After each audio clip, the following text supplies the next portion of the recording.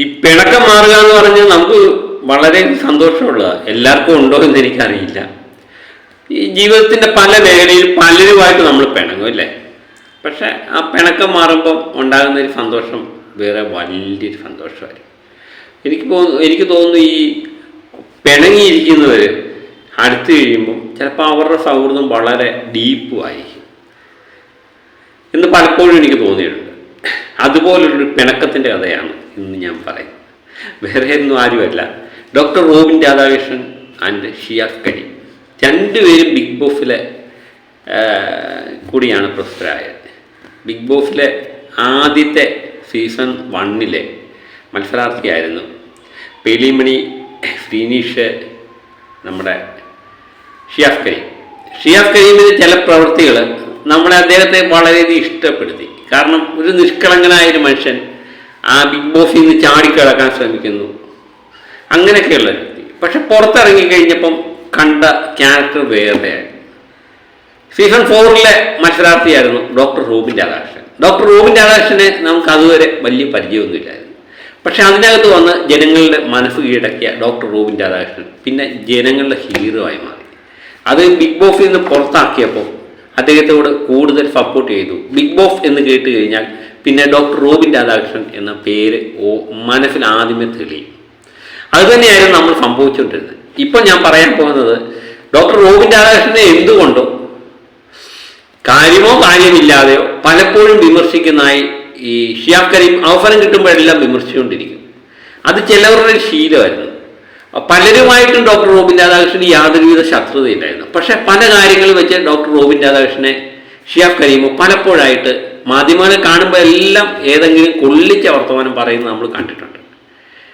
ഷിയാസ് കരീമിൻ്റെ ജീവിതത്തിൽ പല മാറ്റങ്ങളുണ്ടായി. അദ്ദേഹത്തിൻ്റെ ആദ്യത്തെ കല്യാണം മുടങ്ങിയെന്ന് തോന്നുന്നു. അദ്ദേഹവുമായിട്ട് ബന്ധപ്പെട്ട് പീഡന വാർത്ത പുറത്തു വരുന്നു. അങ്ങനെ എല്ലാം കൊണ്ടും ക്രിട്ടിക്കലായിട്ടുള്ള സമയത്ത് നിൽക്കുമ്പോഴും ഡോക്ടർ റോബിൻ രാധാകൃഷ്ണൻ അദ്ദേഹത്തിനെതിരെ യാതൊരുവിധ വാക്കുകളും പ്രയോഗിക്കുന്നതായിട്ട് നമ്മൾ കണ്ടിട്ടില്ല. ഞാനിപ്പോൾ ഇതെല്ലാം പറയാനുള്ളൊരു കാരണം എന്ന് പറയുന്നത് ഷിയാസ് കരീമിൻ്റെ കല്യാണമായിരുന്നു. കല്യാണത്തിന് ആശംസകൾ നേരുന്നുകൊണ്ട് ഡോക്ടർ റോബിൻ രാധാകൃഷ്ണൻ വന്നു. അദ്ദേഹം ഒരു പോസ്റ്റ് ഇട്ടിട്ടുണ്ടായിരുന്നു. ആ പോസ്റ്റാണ് ഞാനിവിടെ വെക്കുന്നത്. അപ്പോൾ ആ പോസ്റ്റിന്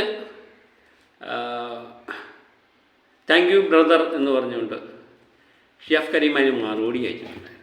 അതുപോലെ ഷിയാസ് കരീം അത് പങ്കുവച്ചിട്ടുണ്ടായിരുന്നു. അപ്പം ഡോക്ടർ ലവ് ചിഹ്നത്തിലൂടെ അത് ലൈക്ക് ചെയ്തു. ഇതിനകത്ത് താഴെ വന്നേക്കുന്ന പല കമൻറ്റുകളും നമ്മൾ കണ്ടു കഴിഞ്ഞപ്പോൾ ഞെട്ടിപ്പോയി. ചിലർക്കൊന്നും അത് അത്ര ഇങ്ങോട്ടും ദഹിച്ചിട്ടില്ല, ഉൾക്കൊള്ളാൻ പറ്റിയിട്ടില്ല. അപ്പം ഞാൻ എപ്പോഴും പറയുന്നതുണ്ട്, ഒരു പിണക്കോ എന്നൊക്കെ പറയുന്നത് അത് സർവ്വസാധാരണയാണ്. അത് ജീവിതത്തിൻ്റെ ഒരു മേഖലയിൽ പലപ്പോഴും സംഭവിച്ചുകൊണ്ടിരിക്കുന്നത്. നമ്മൾ ചിന്തിക്കുന്ന പോലെ എല്ലാവരും ചിന്തിക്കണമെന്നില്ല. ഇപ്പം ഞാൻ പറയുന്ന കാര്യങ്ങൾ എന്നെ ഇഷ്ടപ്പെടുന്നവരുണ്ടാകാം, പക്ഷെ ഞാൻ പറയുന്ന കാര്യങ്ങൾ ചിലപ്പം അവർ ഉൾക്കൊള്ളണമെന്നില്ല അല്ലേ. അതുകൊണ്ട് അവർക്ക് എന്നോടൊരു ദേഷ്യം ഉണ്ടാകും. ആ ദേഷ്യം താനിയായി അങ്ങ് നിലനിൽക്കണമെന്നൊന്നുമില്ല. നമ്മൾ രാഷ്ട്രീയത്തിൽ സംഭവിക്കുന്ന പോലെ ഇന്നത്തെ പള്ളി പറയുന്നവൻ നാളത്തെ ചേർന്ന് നിൽക്കുന്ന ഒരു രീതിയിലേക്കാണ് മാറുന്നത്. അപ്പോൾ ജീവിതത്തിൻ്റെ പല മേഖലയിലും പലരുമായിട്ട് പല ഉടക്കുകളോ ബഹളങ്ങളോ ഒക്കെ ഉണ്ടാകും. അതൊന്നും സ്ഥായിയായി നിലനിൽക്കുന്നതല്ല.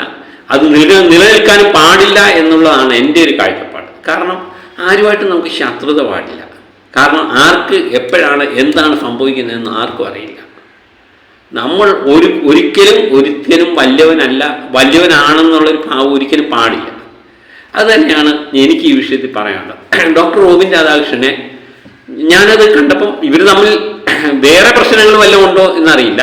നമ്മൾ പൊതുവേ കണ്ടുവരുന്ന ഒരു കാര്യം എന്ന് പറയുന്നത് ഡോക്ടർ റോബിൻ രാധാകൃഷ്ണനെ തരം കിട്ടുമ്പോഴൊക്കെ ആക്രമിക്കാനുള്ള ഒരു പ്രവണത ഷിയാസ് കരീമിൽ ഉണ്ടായിരുന്നു എന്നുള്ളത് സത്യം തന്നെയാണ്. പല കാര്യത്തിലും പ്രത്യേകിച്ച് ഡോക്ടർ റോബിൻ രാധാകൃഷ്ണന് പല പ്രശ്നങ്ങൾ വരുമ്പോൾ അദ്ദേഹം മാധ്യമങ്ങളുമായി വേട്ടയാടപ്പെടുമ്പോൾ ഒക്കെ ഷിയാസ് കരീം അതിൻ്റെ ഇടയ്ക്ക് വന്നിട്ട് ചില കാര്യങ്ങൾ പറഞ്ഞിട്ട് പോയി. നമ്മൾ പറയുന്നില്ല, ഒന്ന് കുത്തി കൊടുക്കുക, ഉറുത്തി കൊടുക്കുക, കുത്തിത്തിരിപ്പുണ്ടാക്കുക, ആ രീതിയിലുള്ള പല സംഭവങ്ങളും നമ്മൾ കണ്ടിട്ടുണ്ട്. ഞാൻ അതിനൊക്കെതിരെ ശക്തമായി പ്രതികരിച്ചിട്ടുമുണ്ട്. പക്ഷേ അതെല്ലാം മാറ്റിവെച്ച് ഷിയാസ് കരീമിൻ്റെ കല്യാണത്തിന് അദ്ദേഹം ഡോക്ടർ റോബിൻ രാധാകൃഷ്ണൻ ആശംസ നൽകിയിട്ടുണ്ടെങ്കിൽ അവർ തമ്മിലുള്ള പ്രശ്നങ്ങളെല്ലാം തീർന്നു. സന്തോഷകരമായൊരു മുഹൂർത്തമായിട്ട് കാണണമെന്നാണ് ഇവർ രണ്ടുപേരും ഇഷ്ടപ്പെടുന്നവരോട് എനിക്ക് അഭ്യർത്ഥിക്കാനുള്ളത്. അല്ല അതിൻ്റെ പോസ്റ്റിൻ്റെയൊക്കെ താഴെ ചെന്ന് ചില കുത്തിത്തിരിപ്പുകൾ ഉണ്ടാക്കാൻ ദയവ് ചെയ്താലും ശ്രമിക്കരുത്. എനിക്ക് വളരെയധികം സന്തോഷമാണ്. പിന്നെ ഡോക്ടറെ സംബന്ധിച്ച് ഡോക്ടർ മൂക്കുമായിട്ട് ബന്ധപ്പെട്ടൊരു ഓപ്പറേഷൻ കഴിഞ്ഞു, വളരെ വിജയകരമായി അത് പൂർത്തീകരിച്ചു. അപ്പം കുറച്ച് നാളത്തെ ദിവസത്തെ വിശ്രമം വേണം എന്ന് ഡോക്ടർ റോബിൻ രാധാകൃഷ്ണൻ നേരത്തെ തന്നെ പറഞ്ഞിട്ടുണ്ടായിരുന്നു. അത് പ്രകാരം അദ്ദേഹം വിശ്രമത്തിനാണ്. ഷിയാസ് കരീമിൻ്റെ കല്യാണം കഴിഞ്ഞു, അദ്ദേഹവും സന്തോഷമായിട്ട് ജീവിക്കട്ടെ. അപ്പം ബിഗ് ബോസിൽ വെച്ച് നടന്ന ഈ ബിഗ് ബോസിൽ നിന്ന് പുറത്ത് വന്ന് നടക്കുന്ന കാര്യങ്ങളാണ്. ബിഗ് ബോസിലെ ഞാൻ പറഞ്ഞില്ലേ, ബിഗ് ബോസ് എന്ന് പറഞ്ഞാൽ ഒരു ഗെയിം ഷോയാണ്. അതിനകത്ത് വെച്ച് പല പല പ്രശ്നങ്ങളും പല പല ഉടക്കുകളും ഒക്കെ ഉണ്ടാകാം. അതൊക്കെ എന്ന് പറഞ്ഞാൽ ഈ പുറത്ത് വന്ന് തീർക്കേണ്ട കാര്യങ്ങളൊന്നുമില്ല. അകത്ത് വെച്ച് ഇപ്പോൾ ഈ സീസണിൽ തന്നെ പലരുമായിട്ട് പ്രശ്നങ്ങളുണ്ടായി. എനിക്കിഷ്ടപ്പെട്ട ഒരു സീസണായിട്ട് തോന്നി. കാരണം പല കാര്യങ്ങളും അവർ അകത്ത് വെച്ച് പറഞ്ഞു തീർത്ത് പുറത്തിറങ്ങി കഴിഞ്ഞപ്പോൾ അവർ സുഹൃത്തുക്കളായി മാറുന്നതാണ് നമ്മൾ. അതുപോലെ ആയിരിക്കണം ഓരോ സീസണും എന്ന് തന്നെയാണ് നമ്മൾ. പ്രത്യേകിച്ച് മുൻകാല മത്സരാർത്ഥികളൊന്നും ഇതിനകത്ത് ഏറ്റുപിടിക്കാൻ പാടില്ല എന്നാണ്. സീസൺ 4 അങ്ങനെയുള്ള പല കാര്യങ്ങളും നമ്മൾ കണ്ടു. കാരണം ഈ വ്യക്തിപരമായ പല ശത്രുതകളും അതിനകത്ത് ഉടലെടുത്തു. ചിലവരുടെ കപ്പ് തല്ലിപ്പൊട്ടിക്കുന്നു, ഇടിക്കുന്നു, ചെടിക്കച്ചട്ടിയോട് തന്നെ. അത് പലർക്കും ഇപ്പോഴും ആ ദേഷ്യം ഇപ്പോഴും നിലനിൽക്കുന്നുണ്ട് എന്നുള്ളതാണ്. അതൊക്കെ സ്ഥായിയായ കാര്യമൊന്നുമല്ല. ഒരു മനുഷ്യജീവനാണ്. അത് എത്ര നാളിങ്ങനെ ജീവിച്ചു പോകുമെന്ന് പോലും ആർക്കും ഉറപ്പില്ലാത്തൊരു ജീവിതം അല്ലേ. ആ ഉറപ്പില്ലാത്ത ജീവിതത്തിൽ ഇങ്ങനെ നമ്മൾ പടിപടിയായി കാലത്തിനനുസരിച്ച് അല്ലെങ്കിൽ കാറ്റിനനുസരിച്ച് ശ്വാസത്തിനനുസരിച്ച് നമ്മളിങ്ങനെ സഞ്ചരിച്ചുകൊണ്ടിരിക്കുക. അതിനിടെ ആർക്ക് വേണമെങ്കിലും എന്തെങ്കിലും സംഭവിക്കാം. അപ്പം ഒരു ജീവിതത്തിൽ ഉണ്ടാകുന്ന പ്രതിസന്ധികളെ എല്ലാം തരണം ചെയ്ത് എല്ലാവർക്കും മുന്നോട്ട് പോകാൻ കഴിയട്ടെ എന്ന് നമുക്ക് ആഗ്രഹിക്കാം. പക്ഷെ എല്ലാവരും തമ്മിൽ 24 മണിക്കൂർ ശത്രുക്കൾ. അവർ തമ്മിൽ കാണരുത്, മിണ്ടരുത്, സംസാരിക്കരുത് എന്ന് ആരും ചിന്തിക്കാൻ പാടില്ല. കാര്യം ഞാൻ ഈ പറയാൻ ശ്രമിച്ച കാര്യം എന്ന് പറയുന്നത് ഈ പോസ്റ്റിൻ്റെയൊക്കെ താഴെ വന്നിരിക്കുന്ന ചില കമൻറ്റുകളാണ്. ചിലവർക്ക് അങ്ങോട്ട് ഉൾക്കൊള്ളാൻ പറ്റിയില്ല. അത് ഞാൻ പലപ്പോഴും എനിക്ക് തോന്നിയിട്ടുണ്ട്. ഈ വ്യക്തികളെക്കാട്ടിലും ഇവർ ഇഷ്ടപ്പെടുന്ന ആൾക്കാർക്കായിരിക്കും ഭയങ്കര ബുദ്ധിമുട്ടുണ്ടാകുന്നത്. കാരണം എനിക്ക് പലപ്പോഴും ഡോക്ടർ റോബിനെ എനിക്കിഷ്ടമാണ്. അദ്ദേഹത്തെ പറ്റി ആരെങ്കിലുമൊക്കെ ചീത്ത വർത്തമാനങ്ങളും സത്യമല്ലാത്ത കാര്യങ്ങളൊക്കെ പറയുമ്പോൾ അവരോട് നമുക്ക് ഒരു അതൃപ്തി ഉണ്ടാകും, ഒരു ദേഷ്യം ഉണ്ടാകും. ആ ദേഷ്യം പലപ്പോഴും അത് നമുക്ക് പ്രകടിപ്പിക്കുന്നത് എന്നെ സംബന്ധിച്ചെന്ന് പറഞ്ഞാൽ യൂട്യൂബിൽ കൂടിയാണ് പ്രകടിപ്പിക്കുന്നത്. ആ പ്രകടനം അവിടെ കഴിഞ്ഞു. നാളെ അവർ നല്ലൊരു കാര്യം പറയുവാണെങ്കിൽ നമ്മൾ അതിന് സപ്പോർട്ട് ചെയ്ത് നിൽക്കുക എന്നുള്ളതാണ്. പക്ഷേ പലർക്കും അങ്ങനെ കഴിയാറില്ല. അത് അവരുടെ കുറ്റമല്ല.